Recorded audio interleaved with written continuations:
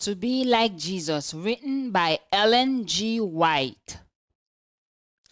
Immortal, invisible, God only wise, enlightened, inaccessible, hid from our eyes. Most blessed, most glorious, the Ancient of Days, almighty, victorious, thy great name we praise. Exploring God's Word. April 4th. Seek God for wisdom.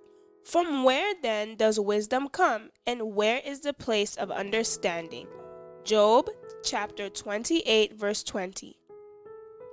You will have to wrestle with difficulties, carry burdens, give advice, plan and execute, constantly looking to God for help. Pray and labor and pray. As pupil in the school of Christ, learn of Jesus.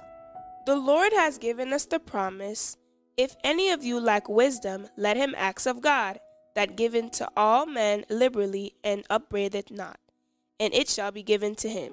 James 1 verse 5. It is in the order of God that those who bear responsibilities should often meet together to counsel with one another, and to pray earnestly for that wisdom which he alone can impart. Talk less. Much precious time is lost in talk that brings no light. Let church leaders unite in fasting and prayer for the wisdom that God has promised to supply liberally. Make known your troubles to God. Tell him as Moses did, I cannot lead this people unless thy presence shall go with me. And then ask still more, pray with Moses. Shew me thy glory. Exodus 33 verse 18. What is this glory? The character of God. This is what he proclaimed to Moses. Let the soul in living faith fasten upon God. Let the tongue speak his praise. When you associate together, let the mind be reverently turned to the contemplation of eternal realities. Thus, you will be helping one another to be spiritually minded. When your will is in harmony with the divine will, you will be in harmony with one another.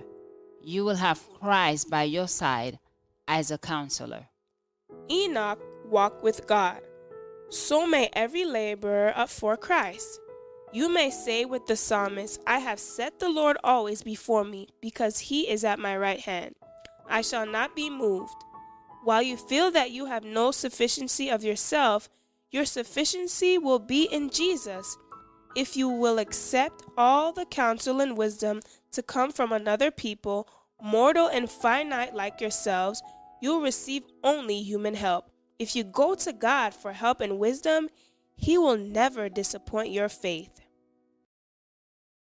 Great Father of glory, pure Father of light, thine angels adore thee, all veiling their sight.